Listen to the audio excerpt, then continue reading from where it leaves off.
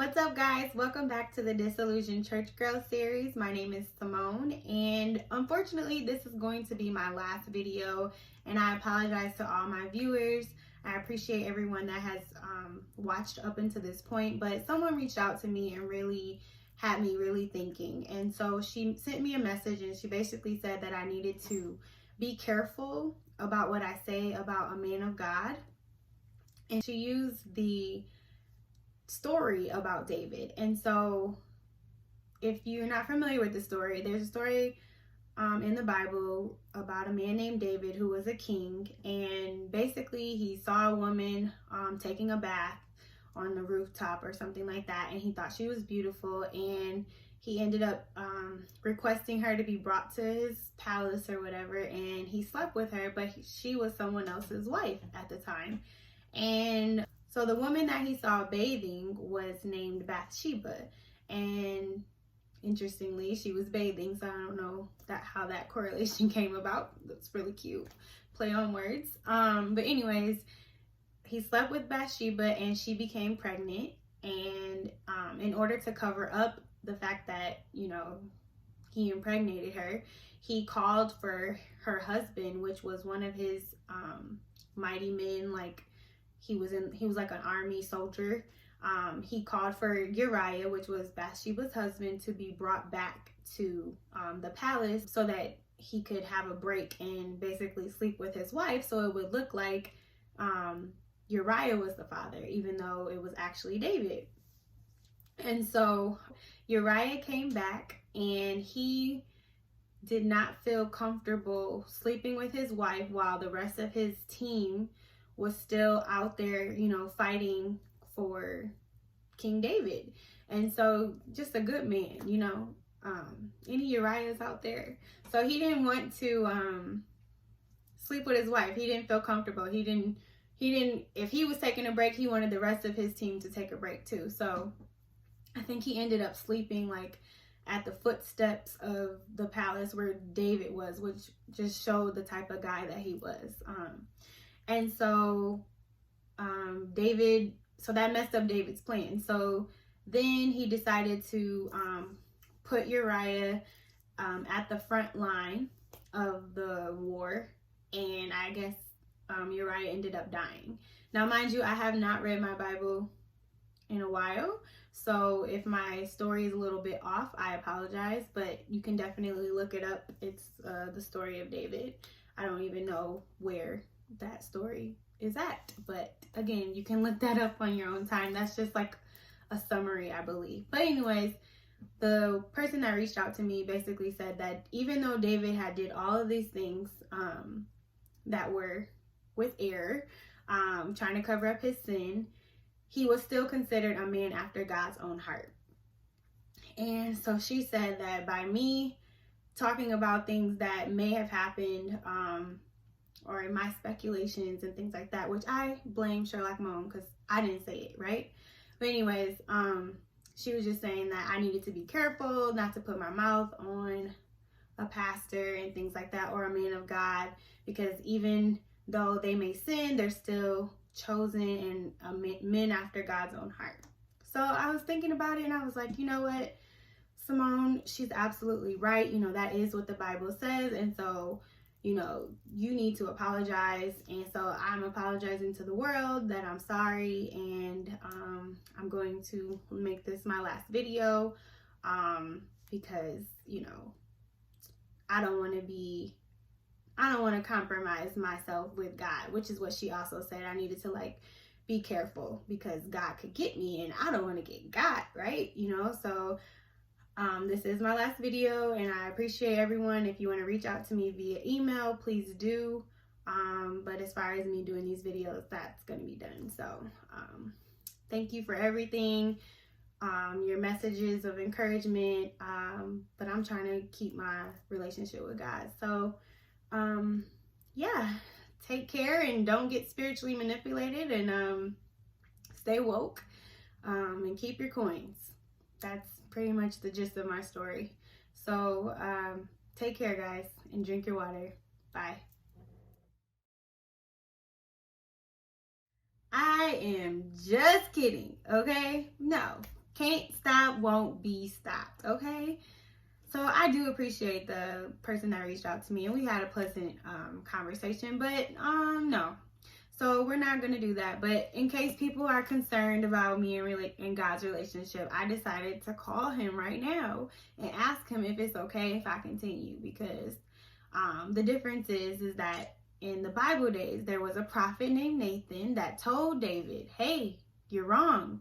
And that's what brought about repentance. And so since we're in the 21st century and I haven't really come in across any true prophets in our day, I decided that I'm going to call God and see if it's okay. So let me get him on the line real quick.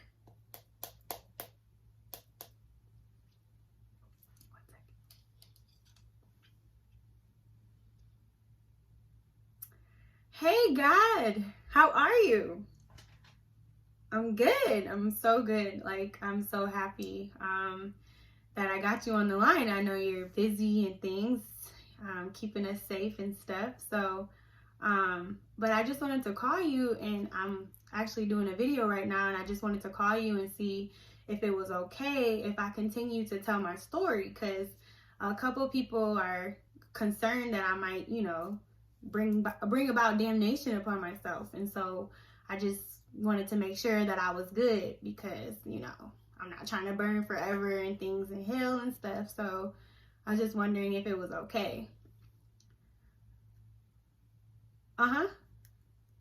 Yeah, I'm on the video right now. I just, you can see me. You see me? You see me? Yeah. So, okay. So it is okay. I thought so. I did think so, because, a lot of times people try to use scriptures to scare you, and they make us think that, like, if we tell our truth and things that we're going to hell and stuff like that. But I gave that up a long time ago. I was just like, they've been manipulating people with the Bible, like, since slavery days. Exactly. 400 years of slavery, and they were saying, just obey your master, and then we could then they could go up to heaven with you, my ancestors. Yeah. And so, yeah, that's why the slaves just chilled the whole time. Well, they weren't chilling, but they were suffering a long time. Yeah. Yeah, but Nat Turner, yeah, he was like, no. Exactly. He read the Bible and was like, you know what, this is not okay. Yeah, he led the slave rebellion. Yep. Okay. So, yeah, I just wanted to make sure we were cool, because, I'm not trying to mess up our relationship, what we got going on. Right.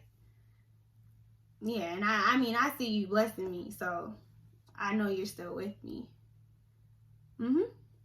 Okay, I'll let the people know. I'm not no prophet, but I'll let them know, because I'm not scared. Nope. You didn't give us a spirit of fear. Remember? Yeah.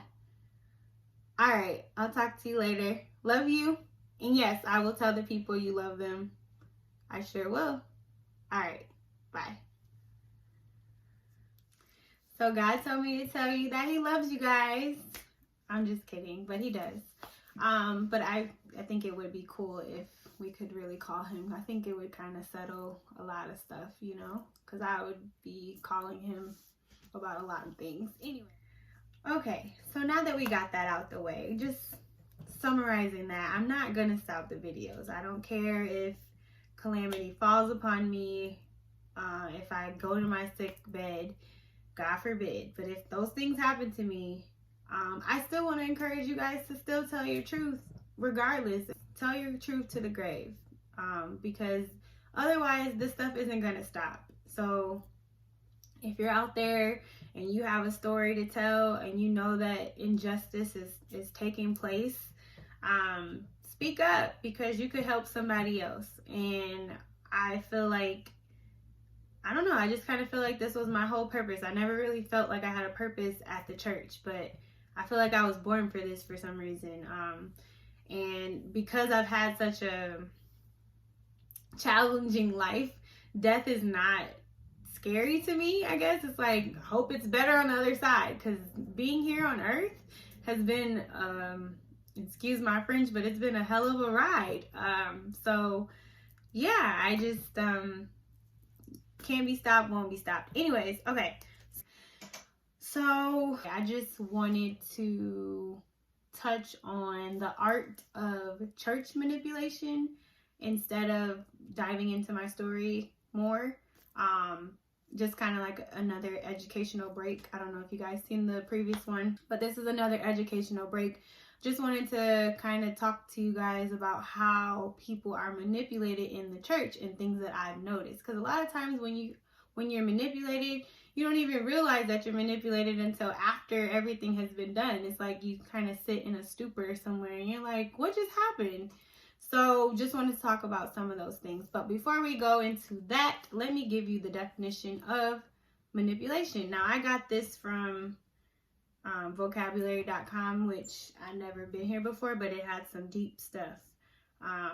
So basically, when I typed in manipulation in vocabulary.com, it says manipulation is the skillful handling, controlling, or using of something or someone.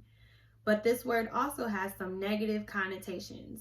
A manipulative person knows how to twist words, play on emotions, and otherwise manage a situation in a sneaky fashion to get what he or she wants. And I added that she because women can be manipulative as well.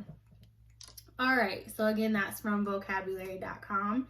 And I think that definition is very powerful. So I just wanted to first talk about how I've been manipulated in just regular everyday life. So a lot of people use manipulation tactics, and for some reason, like, it bothers me when I get manipulated in the real world, like outside of church. It hurts my feelings. And unfortunately, I get manipulated a lot. And I think it's because I don't walk in manipulation. Like, I don't walk around seeking whom I may devour. Like, that's just a scripture, but I don't walk around trying to figure out like, ooh, what can I get out of this person? Or, you know, I don't have that mindset. When I meet people, I'm like, oh, they're nice, you know, like, hey, you know, I don't look for what I can get out of a person. So a lot of times that puts me as a target to be manipulated because I don't have a manipulative mindset, which a lot of church people don't, because when you are at church, you are expecting this whole God experience, right? And you don't expect God to manipulate you. So why would you expect God's leaders or his chosen people to be manipulative towards you, right? So you just kind of go in there like, when you go to church, you're kind of at a loss just when you walk straight through the doors. Like, you're vulnerable, immediately vulnerable the moment you go to church. But we'll talk about that. But I wanted to give you guys some examples of when I've been manipulated outside of church, just so that you can kind of compare the two scenarios, okay? So, for example, when I was in Las Vegas, and this was after I left the church, I purchased a car, right? Well, I went to go see about a car because my check engine light came on. I had one car the entire time that I was in Las Vegas. It gave me a lot of trouble, but it survived the storm. I think I had it for about 8 years, okay? So when I left the church, the same year that I left, I went to the car dealership, and I was trying to find a car, right? And common knowledge is that, you know, the car salesmen, they do try to like manipulate you and encourage you to buy, even if you're not per se like ready per se. So I went to the car dealership, and mind you, my Bible was in my car. Okay, so I found a car that I kind of liked. Well, it's the car that I have now. But I wasn't sure if I should proceed and everything. And so all of a sudden, while they were asking me, because they were like, you know, you should do it today, you should do it today. And I was like, you know, I kind of want to wait and just kind of sleep on it. You know, I don't want to be hasty and do something or whatever. And my mom had offered to come with me, but she had lived too far, and so I just didn't feel like going to pick her up and stuff like that. So I should have, just to have an extra pair of eyes on the situation. But while I was there, because they were trying to rush me to do it right then that day. And so they manipulated the situation. Now, let me tell you what they did. So I had a Bible in my car, and all of a sudden I started hearing gospel music playing in the in the establishment, you know, and gospel isn't really a common music played in business establishments like the malls and stuff. I think I have heard like Mary Mary before at the mall, you know, get your shackles on my feet so I've heard that song before, but it's not common to have like a full-blown gospel song playing in a business establishment. So I was just like, wow, you know, okay, you know, but they were manipulating the situation. And the reason why they knew that I was a Christian is because they saw my Bible in the car when they went to go get the VIN number. Now, granted, all of this information, I didn't have this at the time, of course. I'm just like, you know, oh my God, it's like a God situation. And then the finance guy, he told me like he was a minister or something. So he like pulled out his the church that he went to. It was like a little gift greeting card or whatever to invite me to his church. Now, mind you, I had just left my church, so I was just like, you know, is this a sign? You know, is this a sign that, you know, this is the new church that I need to go to? And is this a sign that I should buy a car? Long story short, I bought the car. And so to me, that was a very sneaky way. But they ended up charging me. I think the car was only worth like $17K. And I had a trade-in, and I was supposed to get $2,000 towards my trade-in, but I didn't really see that on the paperwork. Long story short, I paid like $20,000 for the car, even though Kelley Blue Book had said it was only 15 to 17. Whatever they did, it was wrong, pretty much. And I love my car, but the situation was manipulative. And so that's an example, creating this environment to make me feel like, you know, God is telling me to purchase this vehicle, when really I should have waited and kind of like made sure that, you know, everything was up to par. All right, I hope I explained that pretty well, but they're not supposed to do that. I mean, granted, they have to make a sale. So I expect, unfortunately, in America, I expect manipulative practices, and I don't agree with them because I don't practice those. But, you know, and I guess when it's coming from the world, it's bad, but it's not as bad because they're people, you know what I'm saying? Like, they're not trying to live according to God's laws and stuff like that. But if you're being manipulative in the church, to me, that's like 1,000 times more horrible or whatever, because you're supposed to be being like God. And so it's like your guard is down because you're expecting these people, like, these are Christians, these are church people. And so that's part of the reason why I'm doing these videos, is because I want people to build themselves up and basically approach, you know, church the same way you approach a crooked car salesman. Like, when you go to church, you need to have your guns, not your physical ones, but you need to have all your armor and everything on, because people will manipulate the mess out of you. And when you go to church, you're so vulnerable. Like, when people come to God, that's like the moment where they're like, I've tried everything I can in my life on my own and it hasn't worked, and now I'm coming to God because, God, I need you. Like, when people come, sometimes we would see like gang members come to church, you know, people who ran the streets, was like the king of the streets, but they come to church and they're crying because they've tried their own method of handling life and it hasn't worked out. And then they come to church and it's like, God, please help me. You know what I mean? So for someone to manipulate someone in this vulnerable state pisses me off. I say this word all the time, but it hurts my feelings. Like, how dare you? How dare you? And I'm trying not to cuss, but how dare you? Why would you do that to someone? Someone that's literally will shoot you outside in the streets, but comes to church and just humbles themselves, comes to the altar and is looking for God, like literally looking for God, and you manipulate those people. You're sick. You're sick and something's wrong with you. Like, something is literally wrong with you. Anyways, I'm trying to stay on topic, okay? And I'm trying not to make such long videos too, because it'd be taking a long time to do the editing.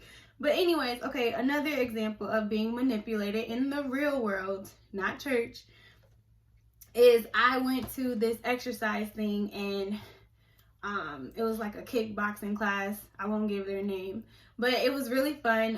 One of my friends invited me, and she had a membership, but she got like a free pass to invite a friend, right? So I had fun, you know, I got my little free boxing gloves, and I was like, oh, this is nice, you know, like I think I could really do this, you know, to stay in shape and stuff. And so after the class, you know, of course they're going to ask you, like, do you want you know, to become a member, right? So it's like, yeah, you know, let me see what y'all talking about, right? So I made this up. This isn't the actual situation, but I'm just going to show you what manipulation is, okay? So they gave me 3 choices. They said the first one was like pay $700 out of pocket. I'm like, whoa, no, can't do that. But you get unlimited classes and like a gift card or something like that. The second package was $500 up front, and then you get free sauna access or something. Again, I'm making these packages up. And then package number 3 was like $80 a month, right? And $80 was still pretty steep for a gym membership. But this is what was all that was presented. So it was like, okay, so if you're on a budget, which one would you pick? Package number 3, right? Okay, that's the one that's like, you know, the least out of pocket up front, right? So I was like, okay, package number 3, but also I was like, I can't afford that either. So when I told her, like, you know, this isn't really something that I can do, then she turns the board over. She was like, oh, well, we have this basic package, and this is package number 4, and you can pay $50 a month. Now, granted, $50 was like still kind of steep, but more up my alley. So I was just like, oh, okay. And I still haven't used all of those classes. I think I still got like 40 classes left. But anyways, this is manipulation. You're manipulating people, or she was manipulating me to try to buy a higher price package instead of giving me all of my options up front like this, so that I can make a well-informed decision. But again, this is sales and things like that, and it has to do with money. So I guess manipulation is just, you know, is it coupled with making money, I guess? Is this the only way we can make a living, is by tricking people into spending more money? Like, and I know it's used across America, like I get it. But for some reason, when it comes to church, I have a problem. I have a big problem, and it's because you have the title of God attached to it. So we'll talk more about that. But those were 2 instances in my lifetime where I was taken advantage of in the world, so to speak, and not in the church. And yeah, I was pissed when she did that. I was just like, what kind of mess is this?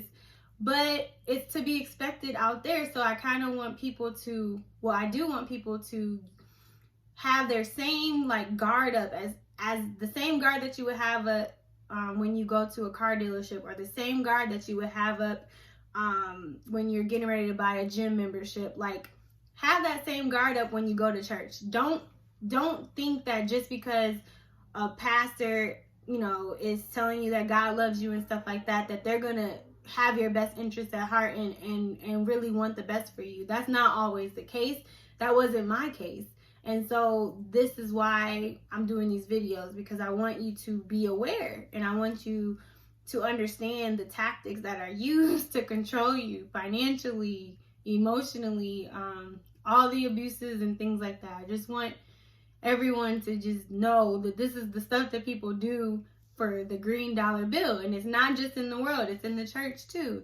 And it should be obvious, because pastors are like rolling in dough, and the parishioners are like not. So we should already like know this stuff, but again, we just take it because of the scriptures. We can't talk about the pastor because he's a man after God's own heart.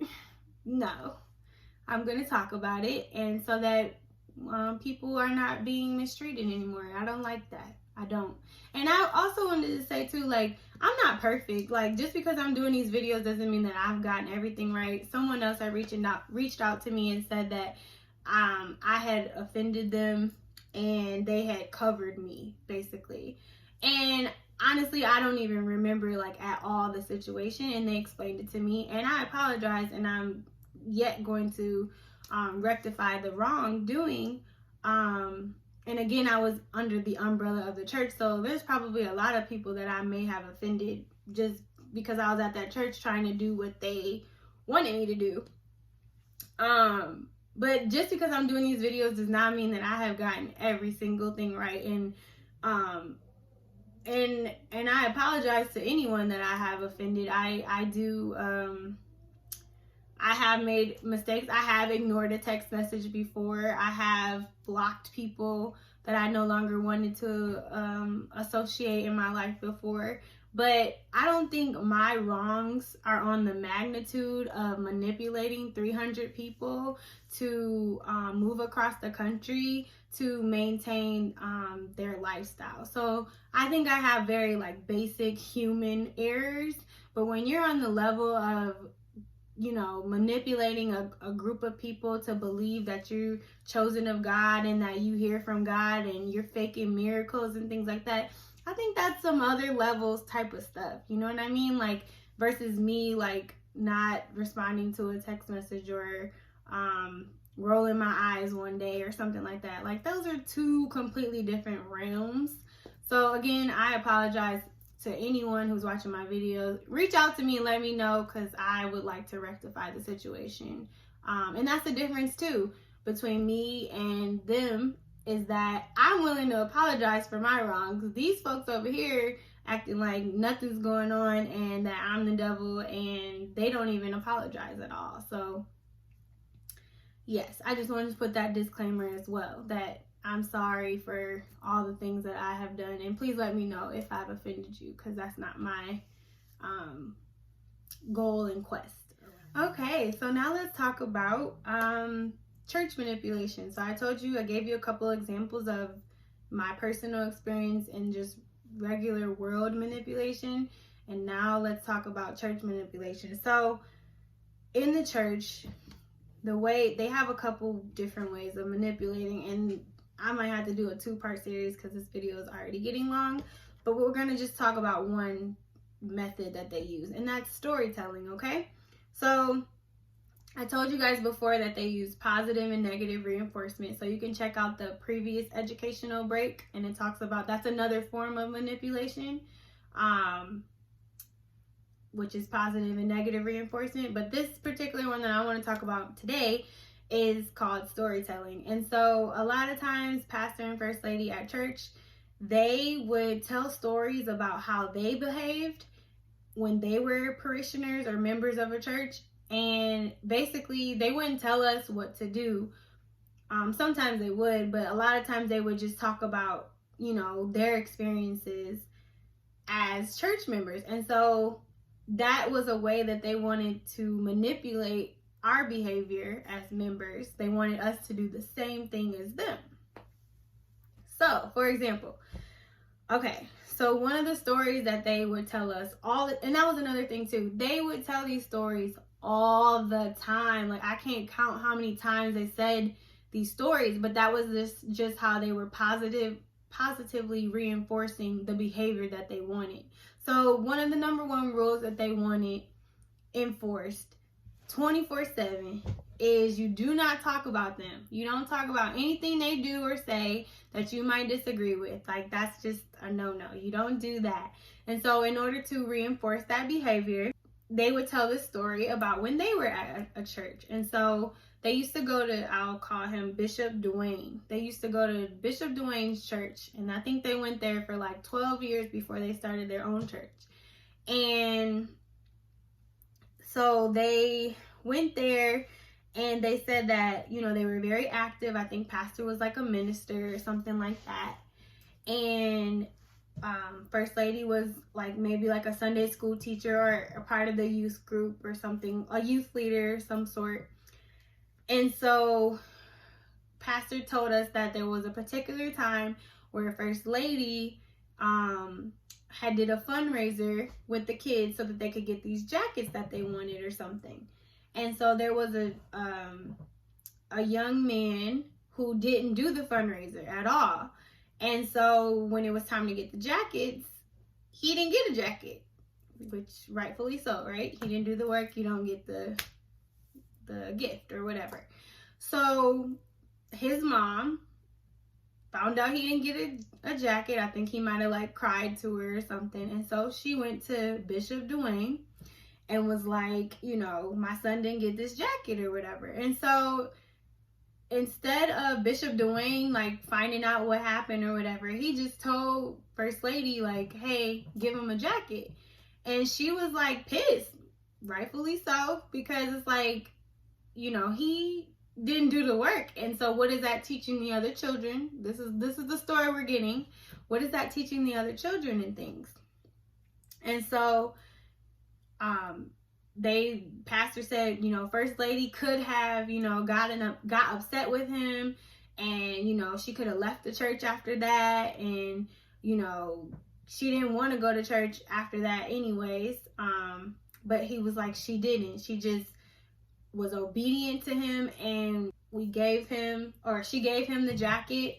And, you know, the next day, I guess next service, she didn't want to go to church, and so pastor said he had to help her put on her stockings. Now, mind you, I've heard this story maybe like 39 times, maybe more than that, 100 times.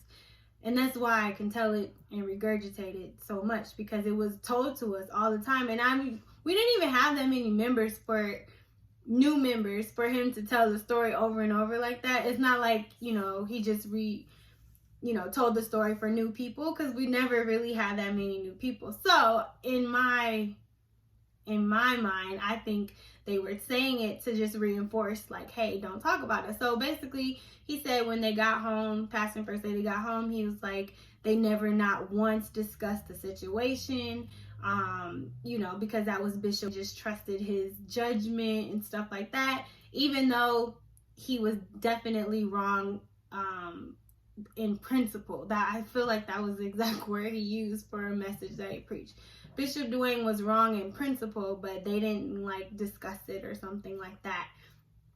And so so basically the moral of the story was, don't put your mouth on the pastor. Do not, regardless whether he's wrong in principle, you don't talk about it. You don't talk about it with your spouse either. That was another big thing that they always talked about. You don't talk to your spouse, so that is a form of manipulation. They're using their story to manipulate people into doing the same thing that they did, allegedly, because we don't know. We weren't there. Another, I guess, manipulation tactic within that same story is like to come to church when you don't feel like it.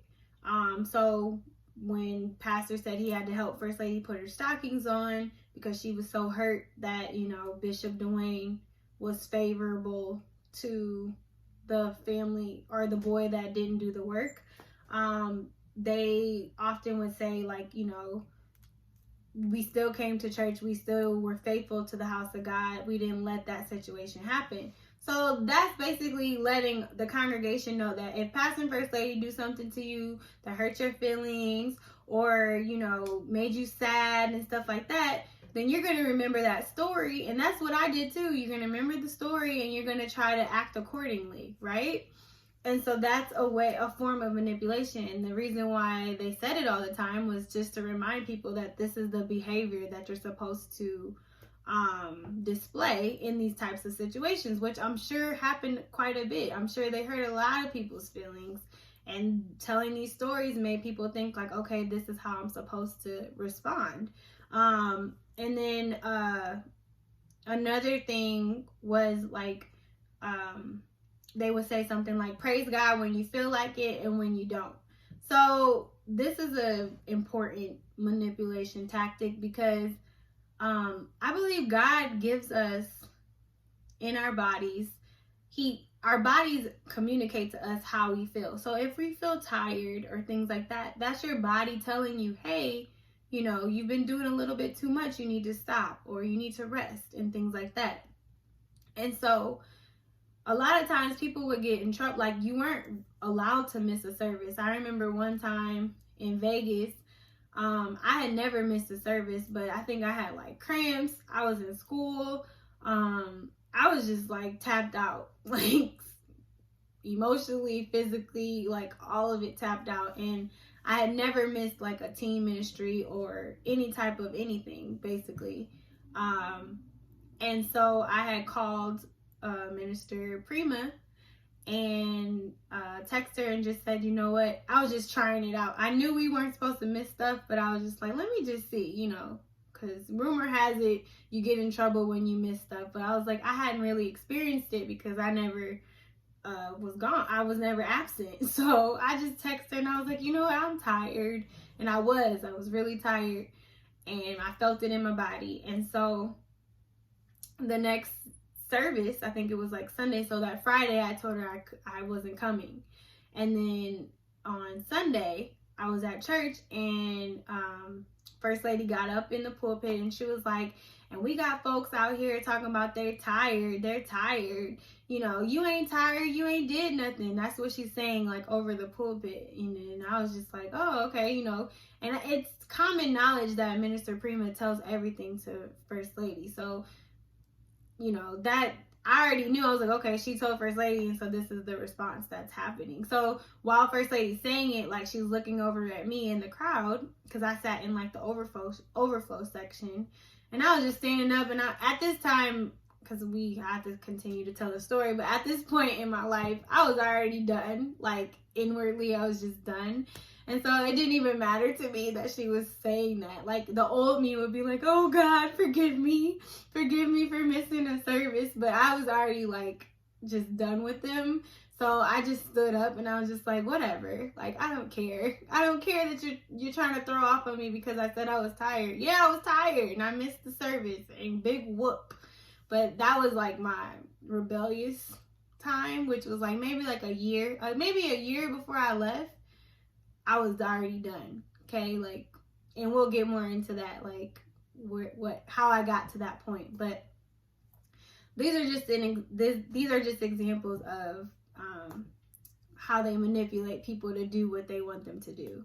The reason why it's important to ignore manipulation and listen to your body is because if you don't, then like, you can get very ill. And I do feel like a lot of people have passed away at my former church at a young age because of not listening to their body, because of these types of manipulation tactics where, you know, they felt ill but they didn't feel comfortable leaving or telling, you know, Pastor and First Lady, like, hey, I'm not feeling well, I can't come, I need to rest. We went to church quite a bit.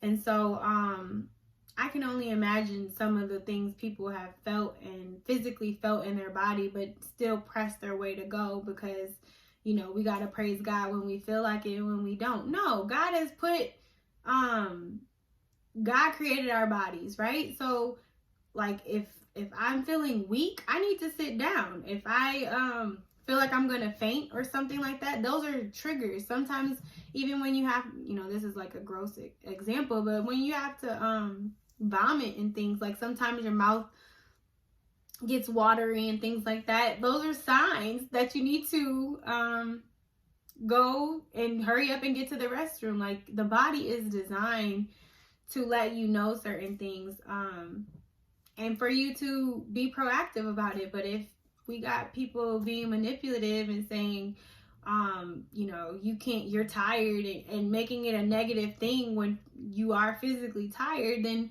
yeah, people are gonna be sick and end up passing away, unfortunately, because, you know, we got leaders in the pulpit who have this desire to control people, not just their finances, but their every, you know, waking move. So listen to your bodies, you know. That's why we have sick days at work, so we can call out and recuperate, you know. I mean, I don't know what I would do without a sick day, you know, here and there. So, this is some interesting stuff as we dive into it. But I do have a few more examples, but a lot of times they would just use stories about how they responded, and then that would be expected for, that's supposed to be like the way, basically. We did it like this, so you guys should do it like this. Even if we treat you like trash, don't talk about it and still come to church. We'll continue next week. I'm trying to think of some more scenarios and explain them to you. I do have another one, but one of my friends said he didn't remember this particular scenario, but I'll talk more about that next week. So thank you for tuning in. Click like and share, subscribe, and maybe, I don't know if you guys want homework or something, but maybe write a list down of things that make you vulnerable, like things that are very near and dear to your heart, and then just write that list down, and just so that you are aware of the things that make you vulnerable. And then maybe write a list down about like things that could make you, I guess, attractive or a target to people, you know, because not everybody has good intentions. And so if you know these things about yourself, then you can recognize when someone's trying to like use you or take advantage of you and things like that. But you have to like know, like, okay, you know, for me, a vulnerable spot for me, I don't even know. I need to do this homework too. I'm gonna see y'all next week and find out what my vulnerabilities are, because this is probably why I get taken advantage of so much. So I'll share mine next week with you guys too. All right, talk to you later. Have a good week. Drink your water. Bye.